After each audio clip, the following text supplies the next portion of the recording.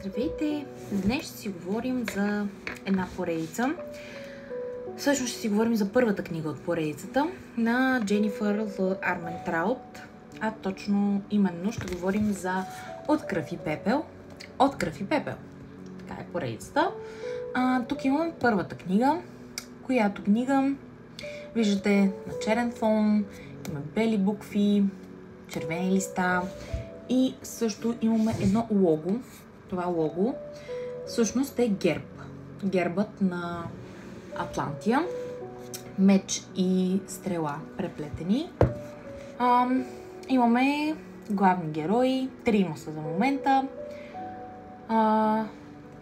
Пенелопи, Хоук и неговия най-добър приятел Киран или Киеран, който както иска го казва, аз го казвам Киран, които всъщност са леко измамници, защото Хоук не е този, който се представя, а неговия приятел Киран също, все пак те са заедно. После трябва да добавя, че тук има спойлери. Но Хоук, който става нейн страж, всъщност излагах. Имаме още един герой, който е Виктор. Това е нейният главен страж, кралски страж, който е личният и телохранител на Пенелопи, или още както се казва тя самата, или както всички я наричат Попи. Тя е много, как да кажа, много досаден персонаж. Аз до някъде харесвам Попи, но бих казала по-скоро, че е леко дразнеща, защото тя е много любопитна. Задава много въпроси. Много. И нещо, което колкото и чаровно да е в нея, толкова и дразнещо всъщност са това въпросите. Тя е нашата девица, нашата избранница. Боговете я избират, така да се каже, която е предопределена да се възнесе. И чрез нейното възнасяне тя ще спаси целия народ на кралство Солис, така наречените възнесени. Възнесени се има предвид превърнати във вампри. Вамприте са нашите главни врагове, така се каже, заподозряни, макар че в първата книга тук вамприте не се споменават толкова като вампри, а по-скоро като възнесени.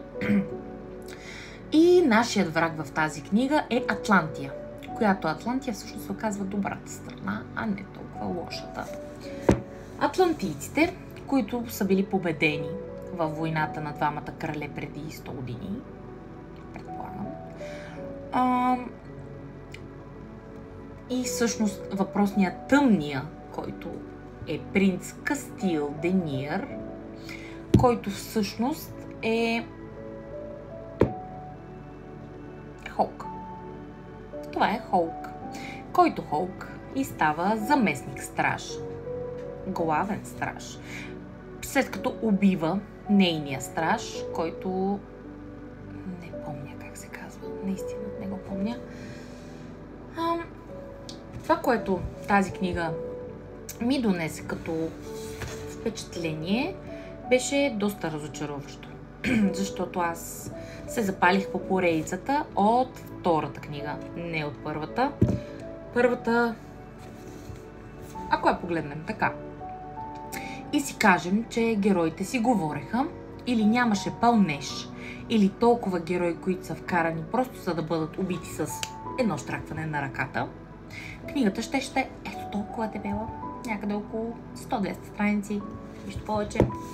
Но, за съжаление, имаме доста пълнеж, доста излишна информация и герои, които просто са споменати и после изчезват. После не знаеш какво става с тях. Просто изчезват, тръгват си, чао.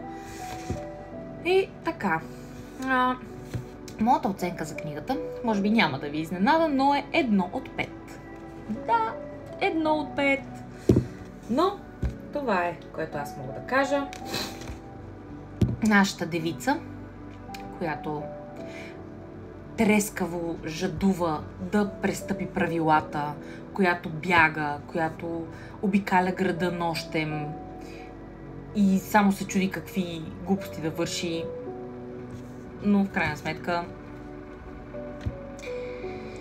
бива отвлечена от въпросния Хоук, който всъщност е Кастил. Принцът, законният наследник. Наистина не знам. Не знам какво повече да ви кажа за тази книга. Аз я препоръчвам само за да прочетете другите. Само заради това.